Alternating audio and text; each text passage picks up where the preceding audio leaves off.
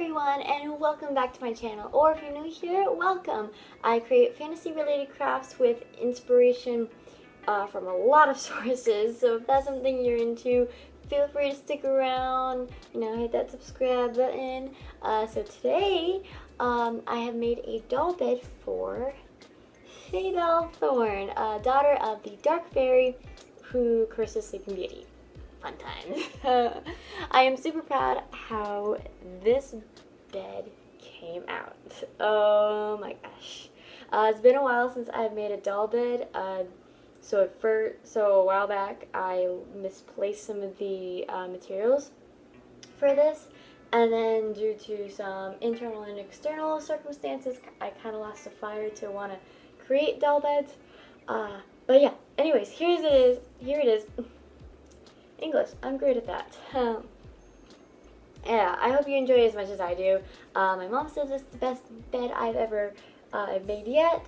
I'm not going to say I disagree with her, but like if you do agree, feel free to, tap that like button, or if you just like, content like this, feel free to hit the like button. Yeah. So before I get on to the video, I'm just going to quickly plug my Instagram. It's at pinky_girl513. I post pictures of myself and various antics I get up to, occasionally some doll photography and other things I'm interested in. So, if you feel like following me, I'm very much more active on there than I am on YouTube. Post way more often. But yeah, if you're interested in that, give me a follow. And without further ado, let's get on with the video. Sorry about this first clip being a still image, but I decided if I was going to make a video that I should start filming after I put on the bedsheet. But if you've seen any of my previous doll beds, it's the same process. Smooth foam block, quilted fabric on top, then wrap the fabric of choice like a present. This fabric I got from a site called Spoonflower. I'll link this pattern in the description if you're interested. But anyways, this is what I used for the bed sheets, which you will see going forward. For the headboard, I created this set of wings from acetate and hot glue. Acetate is this type of thin, clear plastic sheet, which I then traced this image I found online onto the acetate. Then using this other piece of plastic I found in a notebook as part of an in-notebook folder, I also cut out the wing shape and then started to paint it a teal color. As always, when painting on plastic, the paint can take a while to dry. I also plan to do multiple coats so the current brush marks aren't much of an issue. Back to the acetate piece, using hot glue I created vein-like designs based on the image, then using smaller amounts of glue I did little swirly textures all around to add to the magical ethereal vibe. Here's what the wings look like after I finished painting them. On the front I used a shimmery silver, and then on the back I used an iridescent blue. I'm just playing around in the light so you can see it. Then on the folder plastic, I mixed my teal and shimmery blue for the color on the front. Then on the back, I used a blue acrylic for a non-translucent back.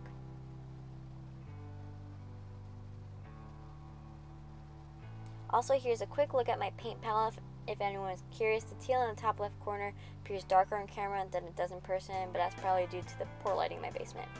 So the next step in making the headboard is I'm going to glue the acetate sheet on top of the folder plastic, but letting the glue dry for a second before placing the top piece so it stands off a bit to maybe help keep that translucent effect.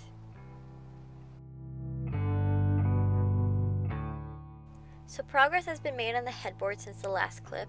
I've attached to the wings 2 dowel rods that I've painted a dark, slightly shimmery gray, and at the top of the dowel rods is a wooden ring that I painted teal. I placed the wings a little higher than I would have wanted. How I placed them was with laying the bed down on its side so the dowel rods would be parallel to the table. So that may have distorted my view a little bit, but I still like how it looks so far. Next, what I've done is starting to add the curtains for the canopy. So far I've added the back and side panel. The back panel, I cut out this triangular shape that's a bit more narrow at the top so I can easily fit all the loops over the ring, and then it gradually grows larger going down.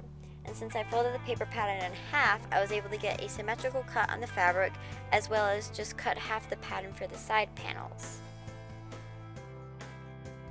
So how I've been attaching the panels to the ring is that I folded it over the top edge and did a loose running stitch to hold it in place, then I cut square notches. I then undo the running stitch and then fold over the top edge over the ring and then sew it in place with a tight running stitch. It's a little messy looking, but this will mostly be unseen when it's done.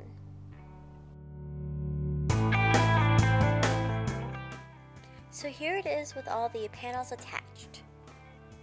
And the final touch I'll be adding to the canopy is this silver tassel trim. I'll be wrapping it around and gluing it in various places so that the panels can still move around, but obviously the trim will be secure. Now onto the footboard. I'm starting off with these white floral accents because I felt like they kind of looked like briars or rose thorns like she has in her headpiece. So I've chopped off some of the branches of briars from the main stem and I've been painting them the same dark shimmery gray that I did for the dowel rods.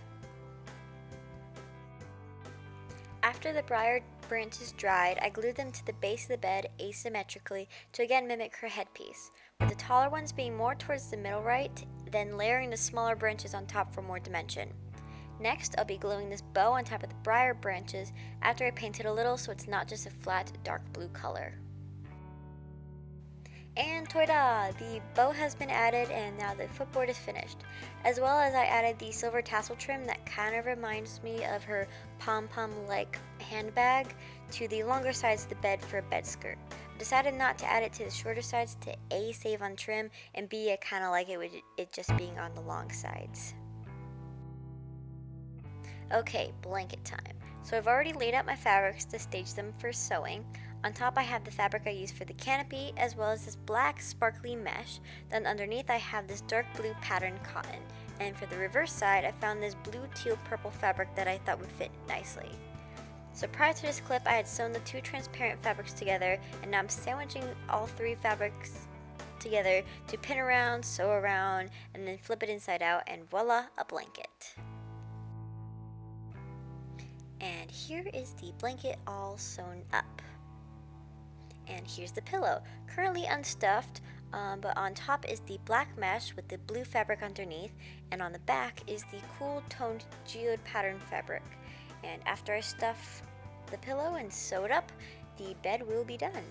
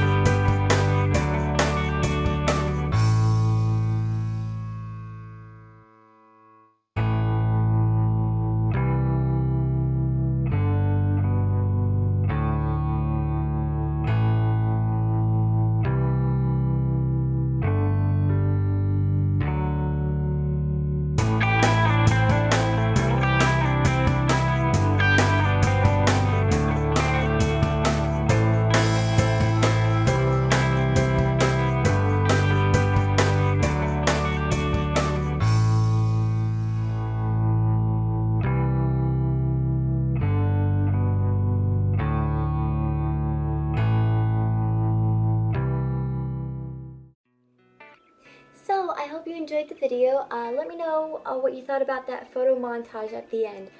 Were there too many photos? Not enough? Did the photos go by too quickly or too slowly? Let me know down in the comments. Also, let me know what you thought of the bed. I usually take inspiration for the design of the headboard and footboard from the character's parents' story. But this time I took more inspiration from the design of the character and doll herself. So yeah, but I really like how it turned out. Also, when I went, it took a while to figure out how to go about creating the headboard, but then I had the idea of using acetate, which is something I got for a project a while ago. So yeah, that just worked out perfectly. Anyways, thank you so much for watching the video. Be sure to give it a thumbs up if you liked it. Feel free to hit subscribe if you'd like to see more content like this, as well as feel free to follow my Instagram at pinky_girl513 for more pictures of this bed and some other pictures that relate to me and stuff. And anyways, until the next video, thank you for stopping by. Hope to see you around here again. Have a magical rest of your day, evening, or whenever you have the time to watch this. And yeah, okay.